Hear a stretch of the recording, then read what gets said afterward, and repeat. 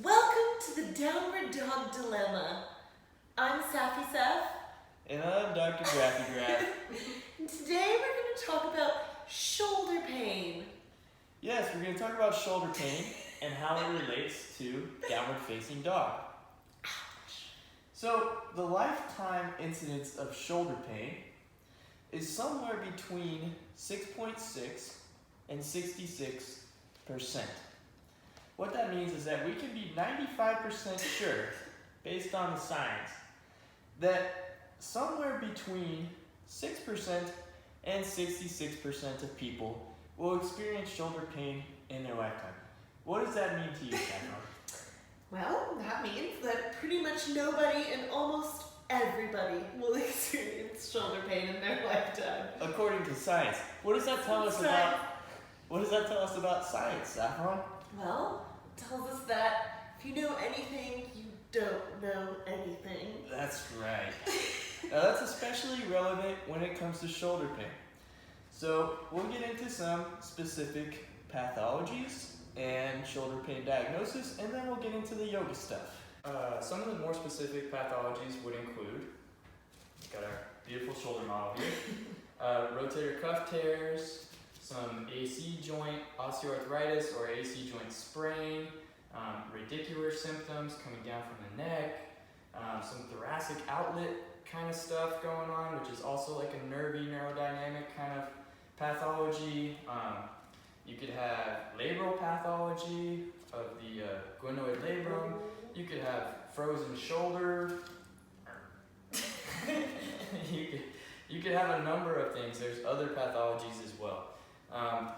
The thing is, when it comes to being specific with the diagnosis of the shoulder, it does get a little bit tricky. If you were to go to the doctor and say, "Doc, I've got shoulder pain.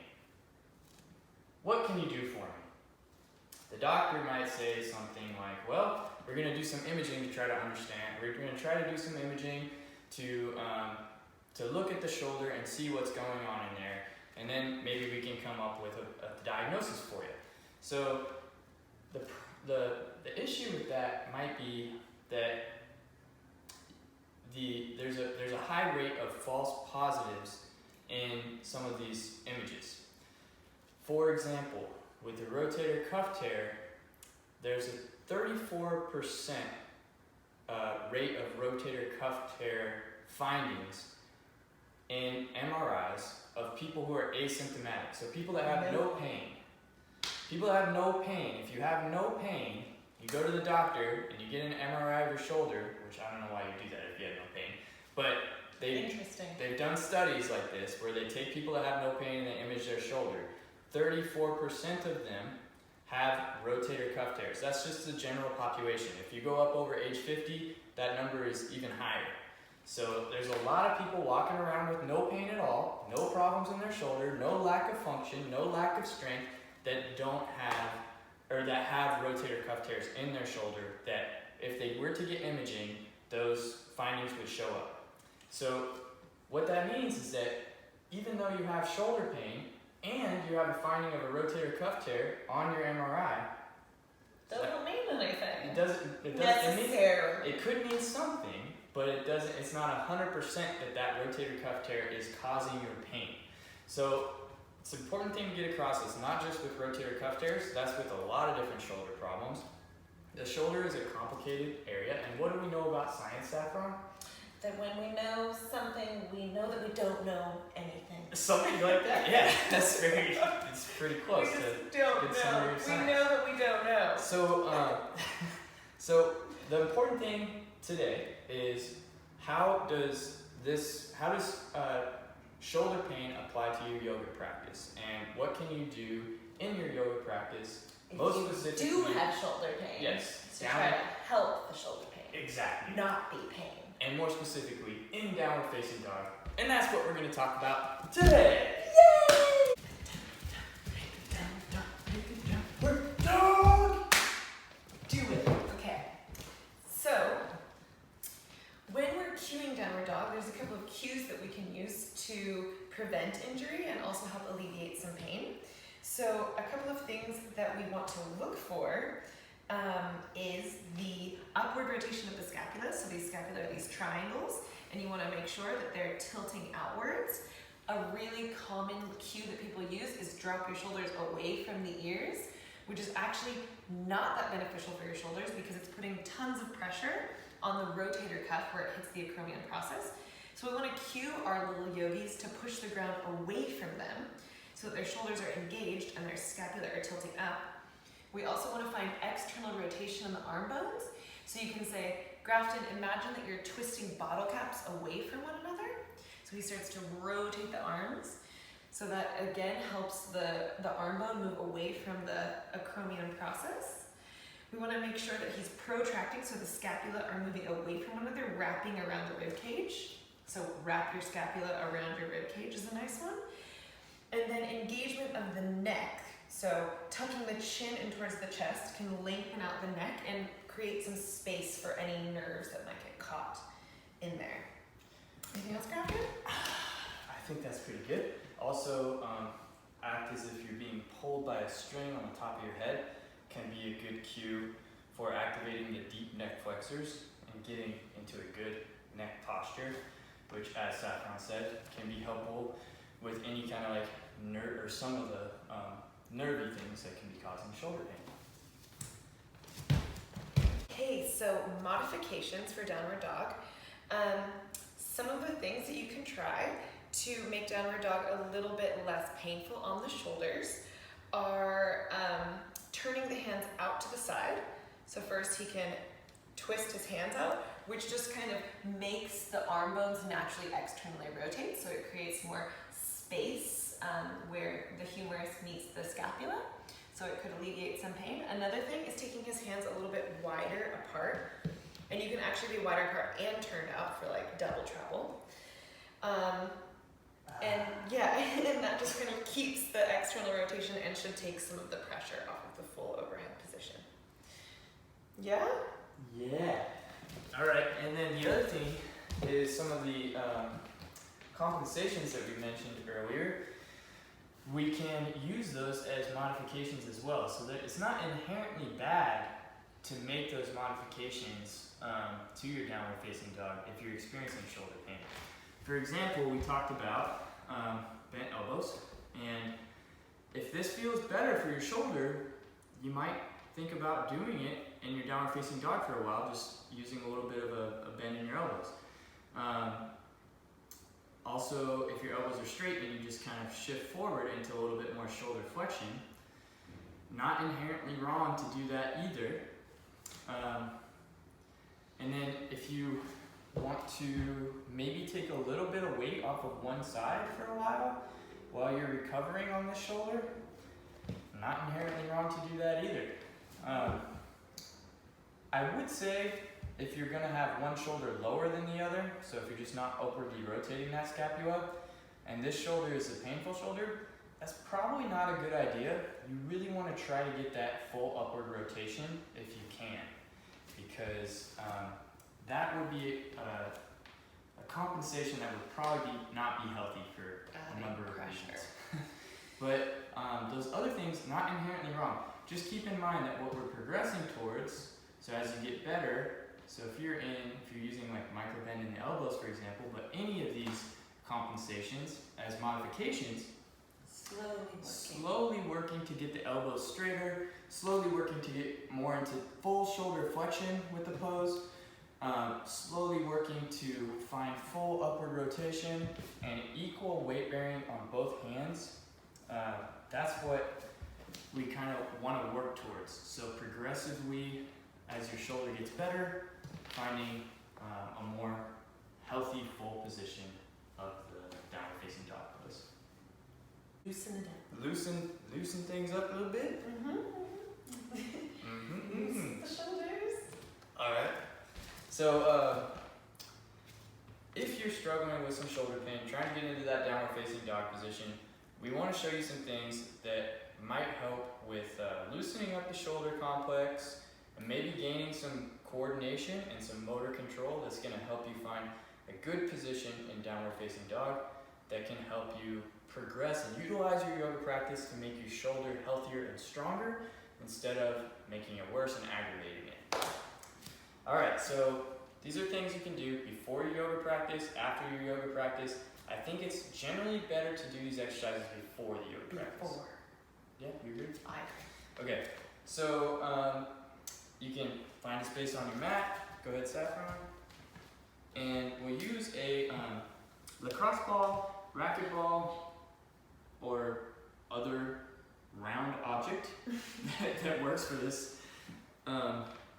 You're gonna lay on it, and you're gonna loosen up the area around the scapula. So there's a couple ways to do this. Saffron. This spot. Yeah. So. Right. Yeah. So right inside the what's called the medial border of the scapula. So that where you feel the scapula, right inside that, between the spine and the shoulder blade. Yeah. And you can do a number of things. Saffron's pretty familiar with a lot of different exercises for this, given your history. Circles. Up and down. That's pretty much all I do there. You ever do some protraction or retraction? Ooh, that's a good idea. Yeah. Protract. And this one's good too because it helps you get an idea of where your shoulder is in space and your shoulder blade. Using some protraction and retraction, you can see how much Saffron's arm is moving and her elbow isn't bending. So all that motion is coming from the shoulder blade. And that's why we hammer so much like upward rotation, protraction of the scapula or the shoulder blade in downward facing dog. Feels amazing. All right. Mm-hmm. So that's one thing. I guess, what else can we do with the ball, Saffron? Take it into our pecs. An eyesore. With a block. I think I just back. Block, ball, into the pec. So right here, here's your arm bone, the inside, like right underneath your collarbone. And honestly, that whole area is really nice. And you can move your arm out and up like you're making, Should I put the block this way or this way? I think wide ways. Wide ways. And put the ball at the tip of, yeah, like there. At the corner. Yeah. Okay. And then Down, yep, like you're making sand angels. sand angels. Or snow angels. Whatever kind of She lives on the beach. thing we like to make angels in. Dirt, mud angels. Beach girl. Okay. Uh-huh. And then my other favorite one is your lats. So you can take it right here into your lats. This like Let's see. I knee think I flush. can also maybe go just like flexion. Yep. Like that too. Well, it's the same thing, I guess. Okay, so lats. Mm-hmm. So show me. This is your lats. Okay, so you put the Take ball on it. here. Yep, and you can take your arm in front of you, in front of your face as well. And you can internally rotate and externally rotate the arm. You can bend your elbow as well, Oh, wow. Yeah. and like internally rotate it like that. Yep. Oh, yeah. That's a good one. Intense one. So yeah, and one of the things that's very important while you're doing these is to smile. No pain face. No pain face. Why no pain face? Because it's good for you not to make a pain face. It's good for you not to make a pain face. Yes. Pain face equals bad for your health.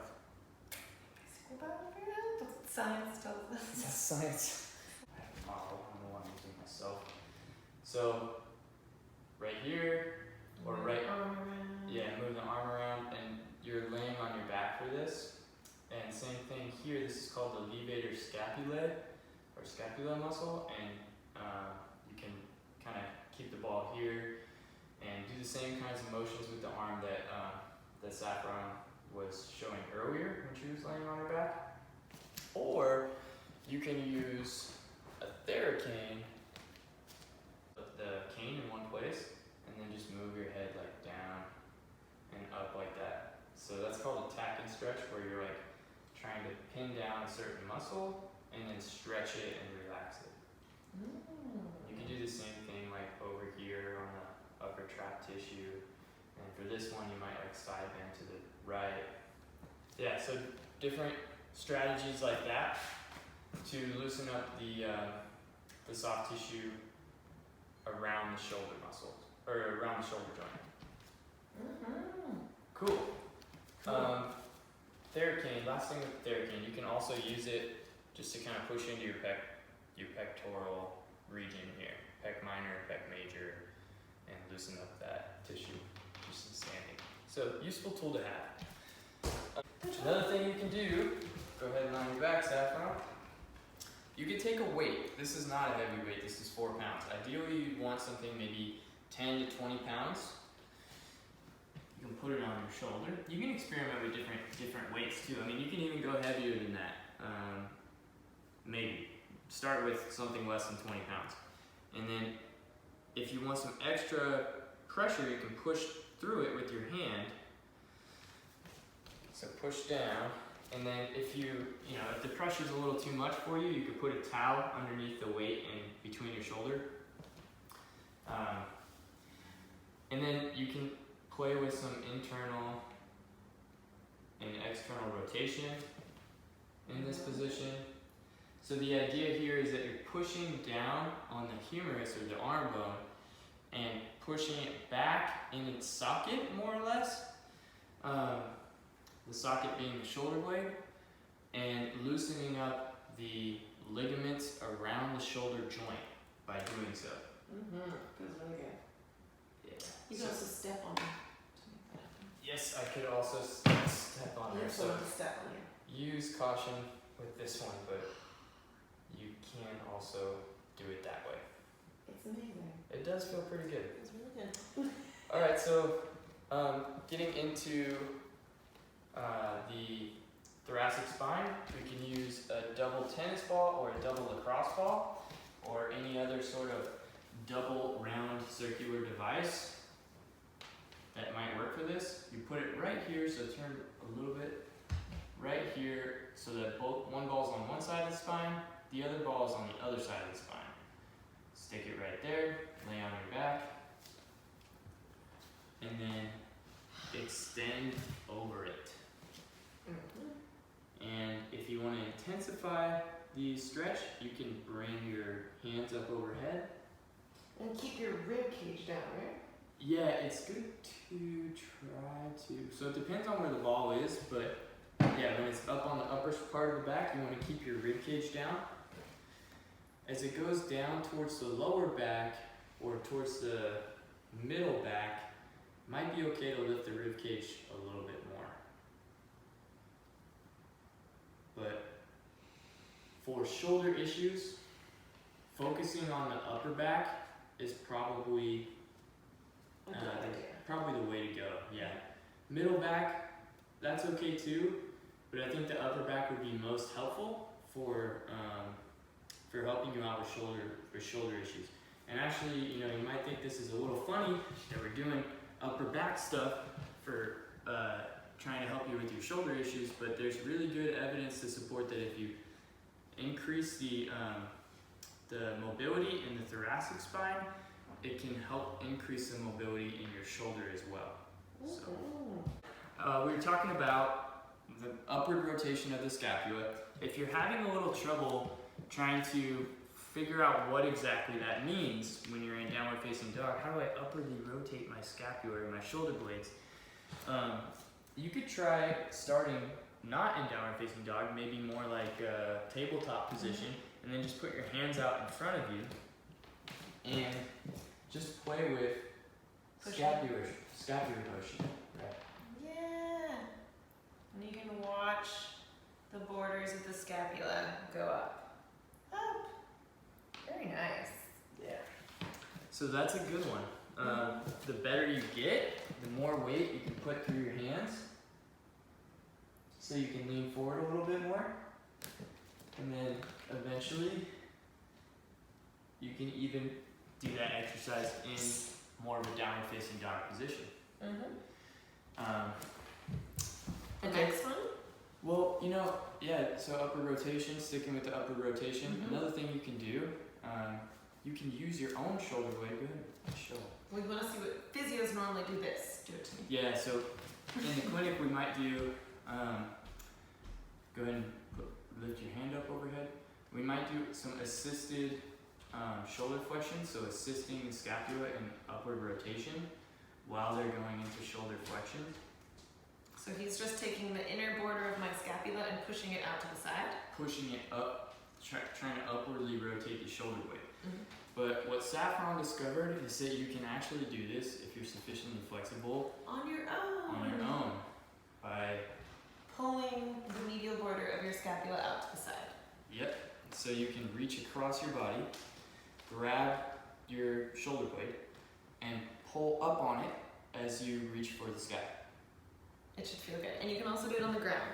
So you can put some weight in your hand and then pull it around.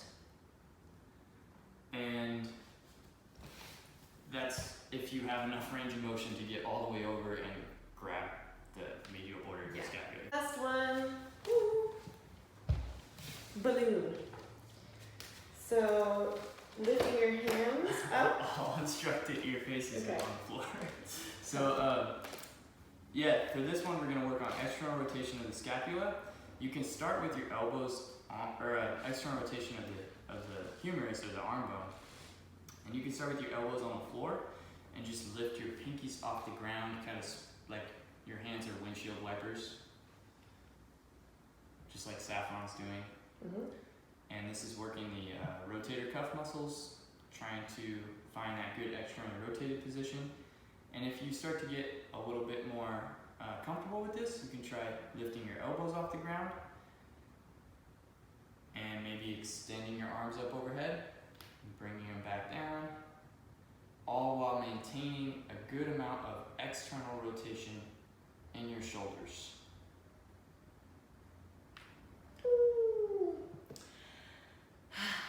Okay, we have anything else? Oh my god. All right. For now. That's it for now. It's shoulders for now. Shoulders for now. It's a lot.